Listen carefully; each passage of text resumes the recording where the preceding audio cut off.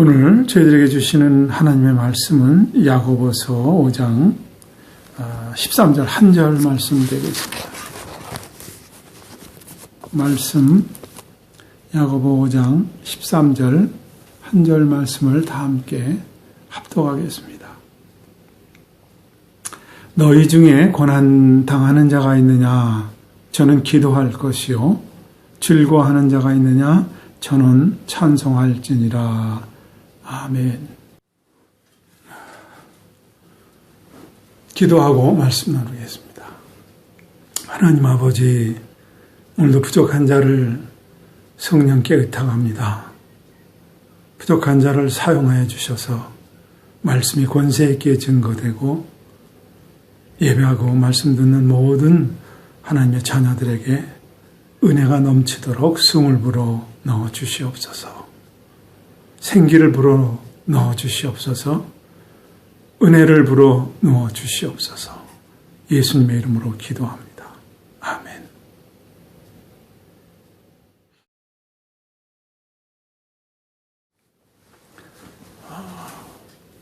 성경에는 고난에 대한 이야기도 있고 징계에 대한 이야기도 있습니다. 고난과 징계는 서로 다릅니다. 징계는 잘못에 대한 벌입니다. 자녀들이 잘못했을 때 부모가 벌을 주는 것처럼, 학생들이 잘못했을 때 선생님이 학생들에게 벌을 주는 것처럼, 공동체 안에서 잘못했을 때 공동체 안에서 어떤 벌이 내리는 것 같은 그러한 것들이 바로 징계입니다. 하나님의 사람들이 하나님 앞에 잘못했을 때 하나님은 그것을 징계합니다. 우리가 잘 아는 대로 광야에서 40년 동안을 지냅니다. 출애굽한 이스라엘 백성들은 노예에서 나와서 하나님께 모든 감사를 드리고 자유의 몸을 찬양해야 되는데 이들은 하나님을 원망하고 모세를 원망해서 하나님이 불뱀을 내려서 이스라엘 사람들을, 불평하는 사람들을 물어서 죽는 사건이 일어났습니다. 하나님께 잘못하고 하나님을 원망할 때 하나님은 징계했습니다. 또 소돔과 고모라가 죄가 관영했습니다. 그래서 하나님은 그 소돔과 고모라를 징계했습니다. 그래서 멸망했습니다.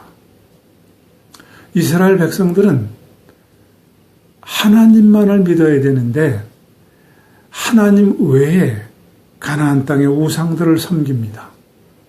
선지자들이 계속 돌아오라고 그렇게 외쳐도 이들은 하나님을 외면합니다.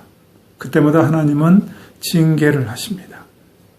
때로는 매를 들기도 하시고 때로는 포로로 끌려가게도 만듭니다. 이것이 바로 하나님의 백성들이 잘못할 때 내리는 징계입니다. 오죽하면은 히브리서 11장 믿음장을 쭉 얘기하면서 믿음에 대해서 설명을 하다가 히브리서 12장에 오면은 8절에서 10절에 보면은 아들이면 누구나 징계를 받습니다. 만일 여러분이 그런 징계를 받지 않는다면 사생아이지 진짜 아들이 아닙니다. 이렇게 현대인의 성경은 이렇게 적고 있어요. 하나님의 아들이면 누구나 징계를 받는다는 거예요. 잘못했는데 여러분들이 징계를 받지 않는다면 그는 하나님의 자녀가 아니라는 거예요. 죄를 짓거나 잘못하면은 반드시 죄에 대한 벌을 받아야 됩니다. 난 아무 일도 없어? 그는 사생아일지도 모르죠. 이렇게 하나님은 하나님의 자녀들에게 반드시 벌을, 잘못을 징계했습니다. 그런데 이 고난은 죄 때문에 찾아오는 것도 물론 있겠지만 죄 없어도 고난이 옵니다. 우리가 잘 아는 대로 요셉 하면은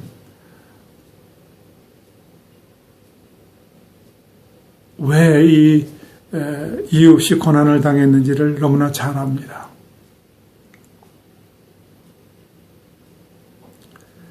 이 요셉은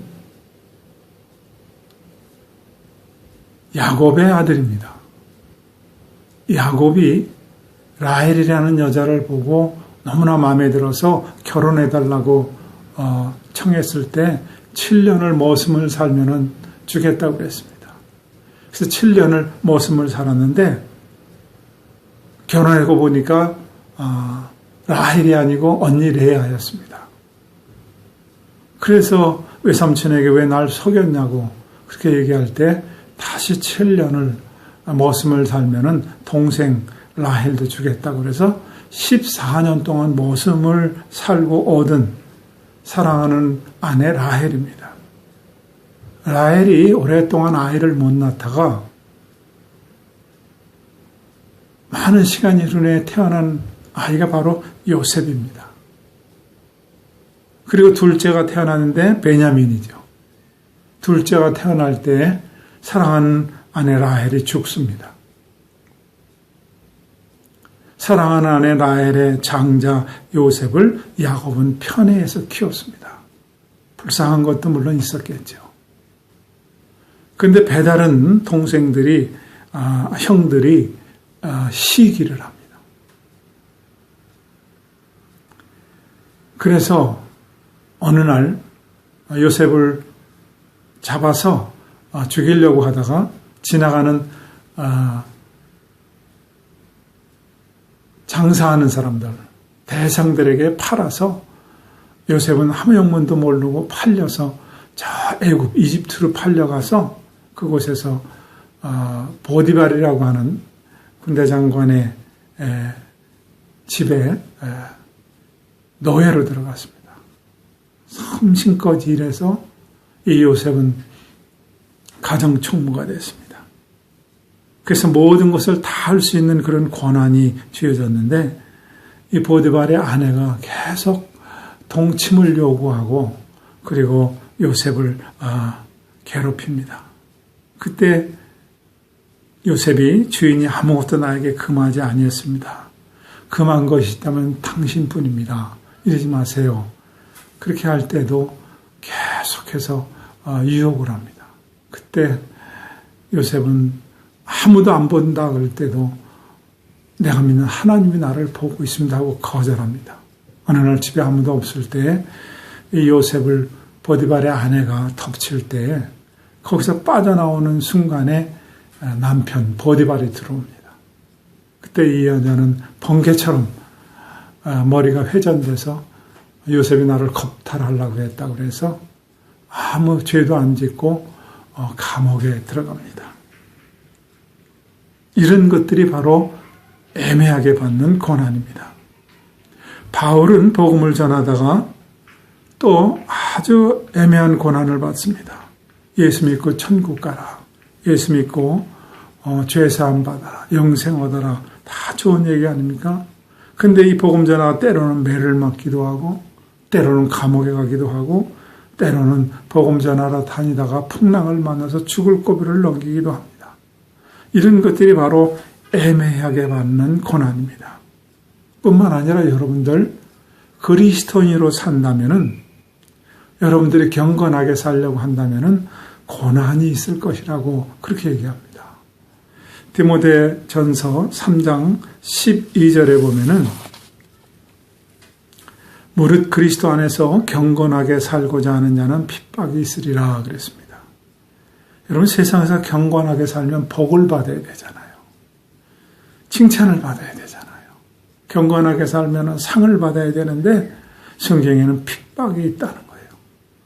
그리스도인으로 경건하게 살면 고난과 핍박이 있다는 거예요. 난 그리스도인으로 사는데 그런 거 없었는데요. 못 해봤으면 회개하십시오. 그리스도인으로 경건하게 살면은 핍박이 있습니다. 왜 경건하게 사는데 고난이 오고 핍박이 오는가? 세상은 악합니다. 세상은 어둠의 권세가 장악하고 있고 세상은 마귀가 주인 노릇하는 데예요. 그래서 하나님을 믿으면 하나님의 반대편에 있는 마귀는 하나님 믿는 사람들을 괴롭힙니다. 핍박합니다. 이게 고난이에요. 그런데 그러면 하나님은 왜 하나님의 자녀들이 고난받는 거, 핍박받는 걸 그냥 보고 계시는가? 그런 질문이 되지 않습니까? 여러분, 사람은요, 고난 속에서 성장하고 고난 속에서 성숙합니다. 초대교회가 왜 흩어졌는가? 이 고난 때문에 흩어졌습니다. 그럼 하나님이 지켜주시면 안 흩어져도 되지 않냐? 이런 얘기를 하는데, 여러분 한번 잘 생각해 보세요. 초대교회는 율법주의자들 때문에 숨도 못 쉬고 사는 거예요.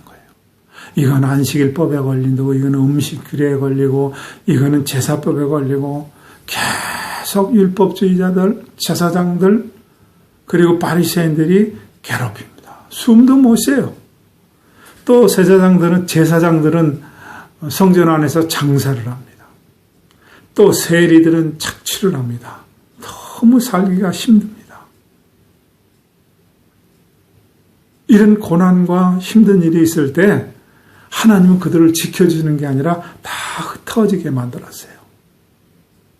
여러분, 제가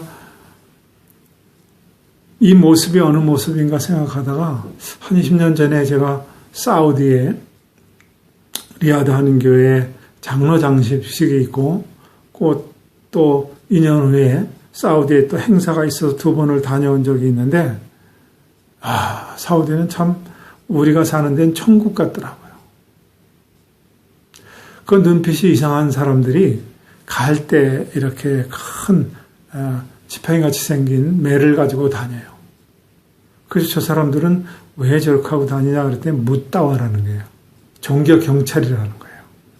그래서 여자들이 혹 까만 이 천으로 된 것을 가렸을 때 우리 살이 조금 나오면 그냥 그 여자가 누군가 상관없이 그 갈 때 지팡이 같이 생긴 걸로 때린다는 거예요. 그게 눈빛이 이상하더라고요. 제가 볼 때는.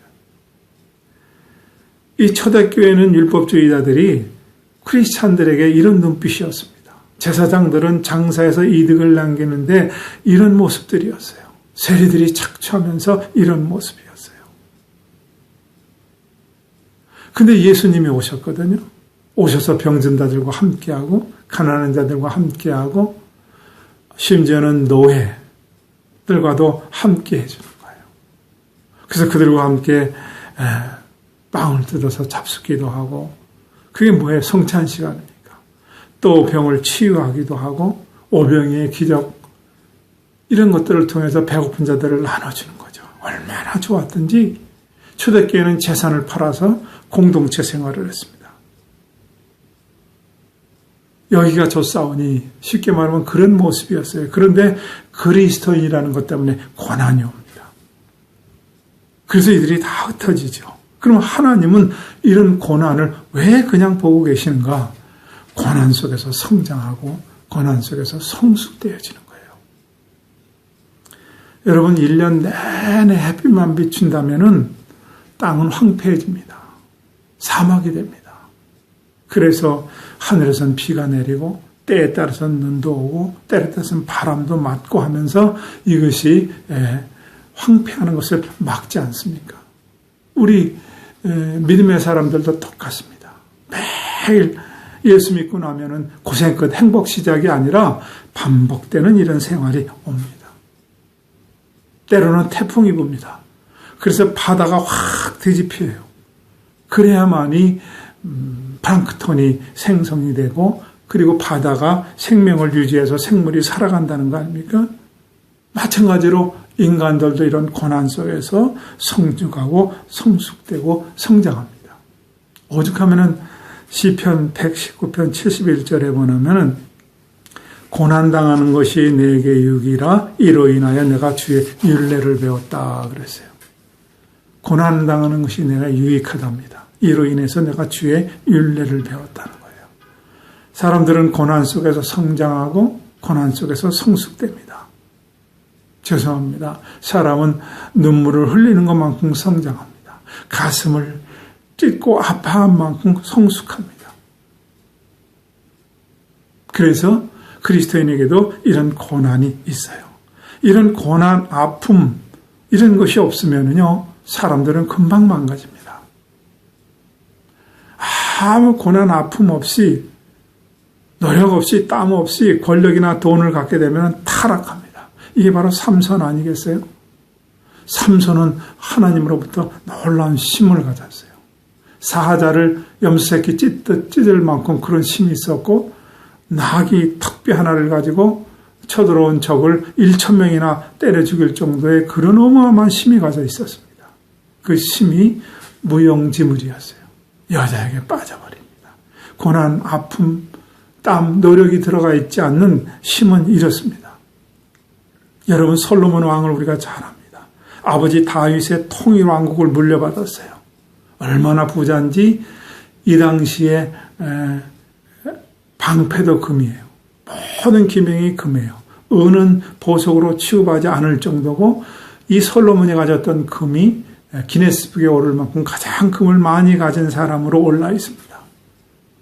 그런데 솔로몬은 고생 한번 하지 않고 얻었던 이 통일왕국, 땀 한번 흘리지 않았던 이 나라를 두 조각을 내는 그런 원인을 제공합니다. 제가 몇 주 전에 말씀 나눈 것처럼 재벌 자식들, 권력을 가진 자식들 형편없이 무너집니다. 여러분, 요셉은 시험 봐서 총리가 된 게 아닙니다. 다윗은 시험 봐서 왕이 된 게 아닙니다. 깊은 고난 속에서 단련되고 연단된 거예요. 다윗이 하나님의 마음에 합당하게 된 게 그냥 된 게 아니에요. 새를 끓이면 끓일수록 불순물이 제거되고 새를 두드리면 두드릴수록 복음이 나오는 것처럼 깊은 고난과 아픔 이런 것들을 통해서 한 인격이 성장하고 성숙됩니다. 여러분 또 고난하면은 욥 아닙니까? 욥이 23장 10절에 보면은 이런 말씀을 하죠. 나의 가는 길을 오직 그가 하시나니 그가 나를 단련하신 후에는 내가 정금같이 나으리라 그랬어요. 욥이 정금같이 되는 것은 훈련이 돼야 되는 거죠. 그래서 그 많은 아픔, 자식이 죽어가고 재산이 하루아침에 없어지고 부인이 저주하고 떠나고 친구들이 조롱할 때도 끝까지 인내하죠. 그 고난을. 그래서 맨 마지막 욥기 42장에 욥기서를 마치면서 이런 얘기를 합니다. 내가 죽게 대하여 귀로만 듣기만 하였사옵더니 이제는 눈으로 주를 배웁니다. 하나님에 대해서 내가 귀로만 들었는데 이 고난을 통해서 내가 직접 눈으로 뵙습니다. 그래요. 고난을 통해서 믿음의 인격이 다듬어지고 멋있는 그리스도인으로 절연되는 거예요. 여러분 살면서 이런 고난이 오면 어떻게 합니까? 오늘 본문 한 절 말씀이지만 13절에 너희 중에 고난당하는 자가 있느냐? 저는 기도할 것이요 그랬어요. 고난이 오면 어떻게 해요? 기도하라는 거예요. 고난이 오니까 원망하고 불평하고 주변을 힘들게 이렇게 하지 말고 조용히 기도하라는 거예요. 왜? 기도하면 하나님이 개입하시고 하나님이 책임져 주십니다. 기도해도 안 되는데요. 아니요. 조용히 기다려보세요. 하나님이 개입하십니다. 여리고성이 무너질 때도요. 여러분 맨 마지막 날 7바퀴 돌라 하지 않았습니까? 그럼 한 바퀴 돌 때는 뭐 기아장도 하나 떨어지고 2바퀴 돌 때는 벽에 금도 가고 이래야 되는 거 아닙니까? 전혀 아무 일 없었어요. 근데 하나님 말씀은 말씀대로 반드시 이루어집니다. 한 번에 여리고성이 무너지지 않습니까? 기도하셨으면 하나님 말씀이라면 기다려야 돼요. 아람 나라의 군대장관 나하만이 문둥병 걸려서 왔습니다. 엘리사에게 치료받으러 왔어요. 그랬더니 내다보지도 않고 요단강 물에서 7번 목욕하랍니다. 아니 우리 아랍 나라에는 저만한 강이 없어서 여기서 목욕하라 그러냐? 그럼 그냥 가려고 했는데 전쟁에서 승리하고 조그만 계집 하나를 붙들었는데 몸종으로. 그 몸종이 지혜로운 얘기를 합니다. 문드병 날라면 이거보다 더한 일도 하는데 7번 목욕하는 거 그거 왜 못하겠습니까? 그랬을 때 7번 요단강에 들어갔다 나왔다 할 때요. 한 번 갔다 나오면 고름이 조금 이렇게 딱지가 않고 2번 나오면 이렇게 짜지고 그런 게 전혀 없었어요. 그런데 말씀대로 7번을 갔다 나왔더니 문드병이 나았다는 거예요. 여러분, 기도는 하나님의 말씀은 반드시 이루어집니다. 오늘 너희가 고난당하는 자가 있느냐? 기도할 것이요. 그랬어요. 베드로전서 2장 20절에도 보면은 죄가 있어 매를 맞고 참으면 무슨 칭찬이 있으리요. 오직 선을 행함으로 고난을 받고 참으면 이는 하나님 앞에서 아름다움이라 그랬어요. 하나님을 믿는 믿음 때문에 고난이 온다. 그것은 아름답다 그랬어요. 세상에서 내가 경건하게 사는데 나에게 그것을 인해서 불이익이 온다. 그것은 아름답다 그랬어요. 하나님 앞에서 아름답다 그랬어요. 여러분, 죄 때문에 징계를 받는 것, 이것은 아픈 것입니다. 그러나 선을 행하고 고난이 오면 이것은 하나님 앞에서 아름답다. 경건하게 살다가 고난이 오면 하나님 앞에서 아름답다 그랬어요. 여러분, 고난은 어떻게 생각하세요? 고난이라고 하는 것은 기쁨의 한 부분이에요. 기쁨 안에 있는 게 고난이에요. 고난은 영광의 한 부분입니다. 십자가라고 하는 것은 부활과 하나예요. 그러므로 고난이 오면 감사하라는 거예요. 고난이 오면 내가 성장하려나 보다 이렇게 생각하라는 거예요. 고난이 오면 하나님이 그것을 통해서 영광을 받으신다 이렇게 생각하세요. 오늘 13절을 여러분들이 주의 있게 보면은요, 주제가 다른 것이 한 절에 넣어져 있습니다. 13절을 전체를 다시 한번 읽어봐요. 너희 중에 고난당하는 자가 있느냐? 저는 기도할 것이요. 즐거워하는 자가 있느냐? 저는 찬송할지니라. 고난과 즐거움은 완전히 다른 주제 아닙니까? 근데 왜 같이 있어요? 양날개와 같아요. 고난과 즐거움은 손등과 손바닥하고 같은 거예요. 한쪽이 없으면 하나가 안 돼요. 동전의 앞면과 옆면과 같은 거예요. 그래서 고난과 기쁨은 한 부분이에요. 그래서 한 절에 고난과 기쁨이 함께 있는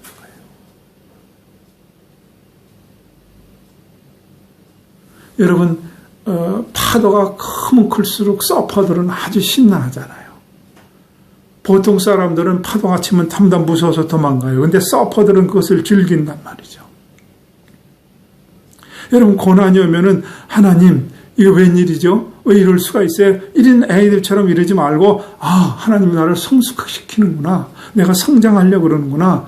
이것을 통해서 하나님이 영광을 받으려고 하는구나. 이렇게 생각할 수 있는 믿음이 여러분들 안에 있어야 된단 말이에요. 나와 여러분 안에는 이런 믿음을 가져야 돼요. 고난은 저주가 아닙니다. 징계는 힘든 거예요. 그러나 고난은 저주가 아닙니다. 고난은 나를 성장시키고 성숙시킵니다. 고난이 오면은 나에게 하나님이 축복을 주시나? 이렇게 생각을 하는 이 정도 신앙인이 돼야 된단 말이에요. 로마서 8장 17절에 보면 이렇게 말씀합니다. 자녀이면 또한 후사, 곧 하나님의 후사요. 그리스도와 함께한 후사니 우리가 그와 함께 영광을 받기 위하여 고난도 함께 받아야 될 것이니라. 고난은 뭐였어요? 영광이었어요. 하나님의 후사면은 뭐예요? 그리스도와 함께한 후사예요. 그래서 그리스도의 그 영광, 부활에 참여하려면 고난도 함께 받아야 된다는 거예요. 여러분, 예수 믿으면 고생 끝 행복 시작 이거 안 해요. 성경에는 많은 고난이 있다는 거예요. 제가 또 말씀드립니다. 류현진 선수가 미국에서 야구하잖아요. 1회에 홈런을 맞았어요. 아이고, 근데 겁이 하나도 안 나. 걱정이 하나도 안 나. 왜? 뉴스에 보니까 류현진이 승리 투수가 됐어요. 비록 홈런을 맞았지만 이 게임을 승리 투수가 됐단 말이에요. 여러분, 우리가 그래요. 우린 이긴 싸움을 하는 거예요. 결국엔 우린 승리할 거거든요. 그러니까 걱정하지 마세요. 여러분, 인생을 끊어서 보면 힘들어요. 십자가의 고난만 보면 힘들어요. 근데 부활의 영광을 보면은 하나도 힘들지 않아요.